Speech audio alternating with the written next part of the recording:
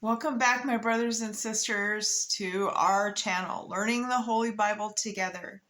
Now, I must confess, I couldn't wait until Monday to read the next chapters. I mean, it was just so powerful. When the Holy Lord is with you, I mean, the Holy Lord, like David was overcome by the Holy Lord, that he like stripped naked and danced around. I'm not doing that. So we're just going to jump into 23 and 24, where Jonathan, he encourages David, which Jonathan is Saul's son. So, Jonathan has been protecting David. So let's just go ahead and let's just learn about what's happening. Okay, so then they told David, saying, "Behold, the Philistines fight against Keilah, and they rob the threshing floors." Therefore David inquired of the Lord, saying, "Shall I go smite these Philistines?" And the Lord said unto David, "Go and smite the Philistines, and save Keilah." And David's men said unto him, "Behold, we are afraid here in Judah. How much more then if we come to Keilah against the armies of the Philistines?" Then David inquired of the Lord yet again. And the Lord answered him and said, "Arise, go down to Keilah, for I will deliver the Philistines into thine hand." So David and his men went to Keilah and fought with the Philistines and brought away their cattle and smote them with a great slaughter. So David saved the inhabitants of Keilah.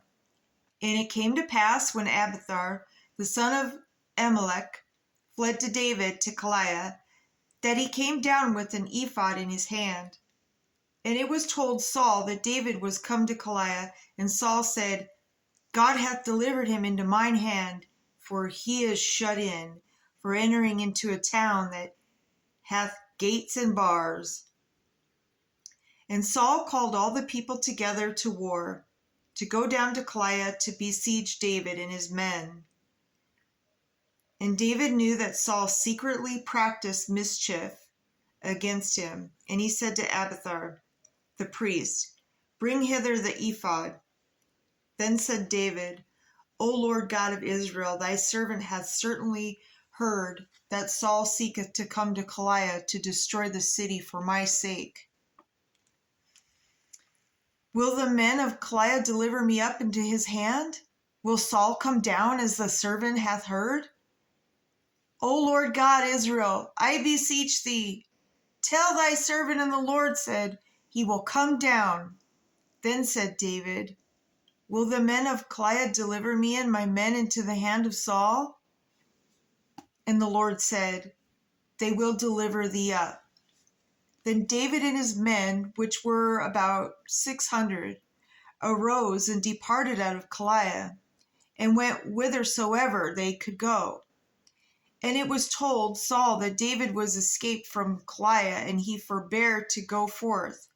And David abode in the wilderness in strongholds, and remained in a mountain in the wilderness of Ziph.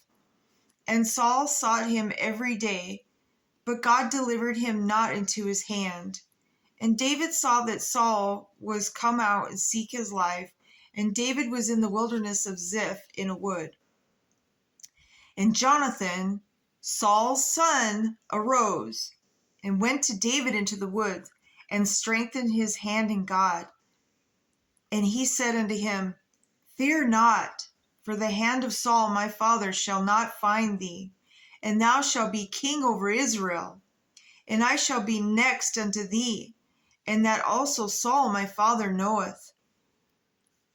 See, so, Saul didn't want David to be the king, so that's why he's going after him. It's like he's going crazy, like David lives in Saul's head 24/7, like a certain other schmooze media and the other crazies that live in number 45's head. You know what I'm saying? Like how they have attacked a certain person that's literally trying to save freedoms. Anyways, just know that God is with us. God is with us, and he uses us to get things done, because God made certain things so people could come here to America legally to be free, truly free. I hope this helps. Anyway, and they too made a covenant before the Lord, and David abode in the wood, and Jonathan went to his house. Then came up to the Ziphites to Saul to Gibeah, saying, Doth not David hide himself with us in strongholds in the wood, in the hill of Hachilah, which is on the south of Jeshimon? Now therefore, O king, come down according to all the desire of thy soul, to come down, and our part shall be deliver him into the king's hand. And Saul said, Blessed be ye of the Lord, for ye have compassion on me. Go, I pray you, prepare yet, and know and see his place, where his haunt is, and who hath seen him there? For it is told me that he dealeth very subtly. See therefore and take knowledge of all the lurking places where he hideth himself, and come ye again to me with the certainty, and I will go with you. And it shall come to pass, if he be in the land, that I will search him out throughout all the thousands of Judah. And they arose and went to Ziph, and before Saul, but David and his men were in the wilderness of Maon, in the plain of the south of Jeshimon. Saul also his men went to seek him, and they told David, wherefore he came down into a rock and abode in the wilderness of Maon. And when Saul heard that, he pursued after David in the wilderness of Maon. And Saul went on this side of the mountain, and David and his men on that side of the mountain. And David made haste to get away for fear of Saul. For Saul and his men compassed David, and his men round about to take them. But there came a messenger unto Saul, saying, Haste thee and come, for the Philistines have invaded the land. Wherefore Saul returned from pursuing after David, and went against the Philistines. Therefore they called that place Selah Hamakalakath. And David went up from thence and dwelt in the strongholds at En-gedi. Okay, so that's the end of chapter 23. Let's jump into 24. You know, and after all this, that Saul was trying to go after David and get rid of him, David still, loves Saul. And so we're going to read about it. Okay, so, and it came to pass when Saul was returned from following the Philistines, that it was told him, saying, Behold, David is in the wilderness of En-gedi. Then Saul took 3,000 chosen men out of all Israel, and went to seek David and his men upon the rocks of the wild goats. And he came to the sheepcotes by the way, where was a cave, and Saul went in to cover his feet. And David and his men remained in the sides of the cave. And the men of David said unto him, Behold, the day of which the Lord said unto thee, Behold, I will deliver thine enemy into thine hand, and thou mayest do to him as it shall seem good unto thee. Then David arose and cut off the skirt of Saul's robe privily.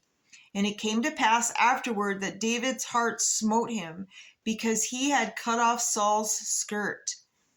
And he said unto his men, The Lord forbid that I should do this thing unto my master, the Lord's anointed, to stretch forth mine hand against him. seeing he is the anointed of the Lord. So David stayed his servants with these words and suffered them not to rise against Saul. But Saul rose up out of the cave and went on his way. David also arose afterward and went out of the cave and cried after Saul, saying, My lord the king. And when Saul looked behind him, David stooped with his face to the earth and bowed himself. And David said to Saul, Wherefore hearest thou men's words, saying, Behold, David seeketh thy hurt? Behold, this day thine eyes have seen how that the Lord have delivered thee to the day into my hand in the cave, and some bade me to kill thee. But my eye spared thee, and I said, I will not put forth my hand against my Lord, for he is the Lord's anointed. Moreover, my father, see the skirt of thy robe in the hand, for in that I cut off the skirt of thy robe and killed thee not. Know thou and see that there is neither evil nor transgression. I'm going to read that again. There's neither evil nor transgression in my hand, and I have not sinned against thee, yet thou huntest my soul to take it. The Lord judge between me and thee, and the Lord avenge me of thee. But my hand shall not be upon thee, as saith the proverb of the ancients. Wickedness proceedeth from the wicked, but my hand shall not be upon thee. After whom is the king of Israel? Come out. After whom dost thou pursue? After a dead dog, after a flea. The Lord therefore be judge, and judge between me and thee. See, only God can judge. Only God can judge you. So that's powerful. And see the plead my cause, and deliver me out of thy hand. And it came to pass, when David had made an end of speaking these words unto Saul, that Saul said, Is this thy voice, my son David? And Saul lifted up his voice and wept. And he said to David, Thou art more righteous than I, for thou hast rewarded me good, whereas I have rewarded thee evil. And thou hast showed this day how that thou hast dealt well with me, forasmuch as when the Lord had delivered me in thy hand, thou killest me not. For if a man find his enemy, will he let him go well away? Wherefore the Lord reward thee good for that thou hast done unto this day.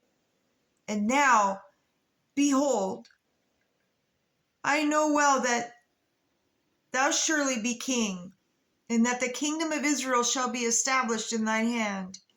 Swear now therefore unto me by the Lord, that thou wilt not cut off my seed after me, and that thou wilt not destroy my name out of my father's house. And David sware unto Saul, and Saul went home, but David and his men got them up unto the hold. All right, so that's the end of chapter 24.